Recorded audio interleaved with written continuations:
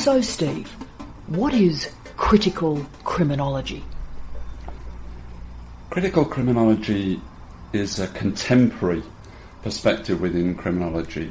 There is a history, though, to critical criminology, which I think is really interesting and really informative for those of us who wish to apply critical criminology today.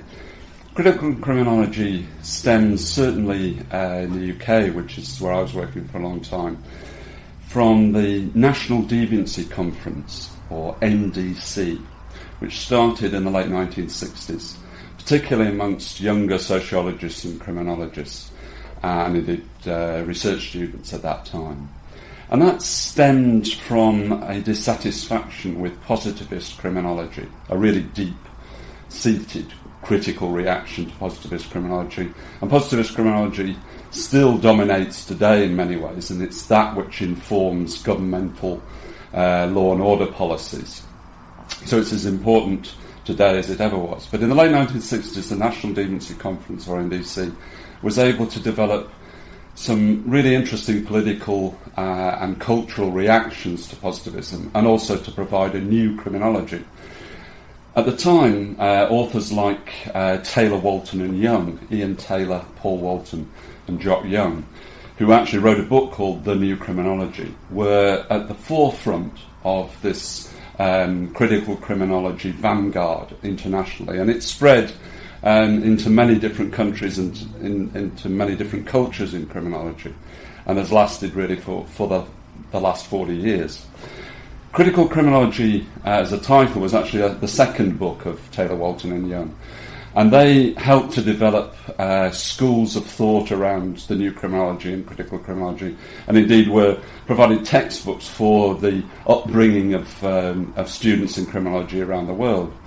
What happened then, I think, in many ways, was that there was a deep swing to the right, if you like, in many different countries in the 1980s, and critical criminology then had to, in its fragmented state, react to what was called administrative criminology, which was really about what you do with criminals and what you do with law and order policy.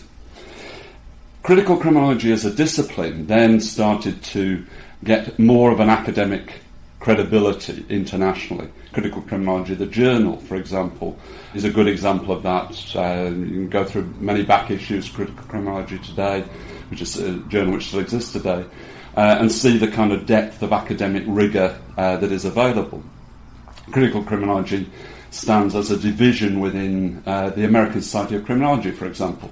It has a lot of academics in North America who are working in the field, particularly young scholars, developing new perspectives within critical criminology. It's interesting that I think in contemporary critical criminology, which is the title of a recent book by an academic working in Canada, there are clearly many different schools of thought from the last 40, 50 years which inform critical criminology, from feminism and masculinity theories through left realism in criminology, which was very much about trying to apply a more progressive critical criminology against administrative criminology and against positivist criminology.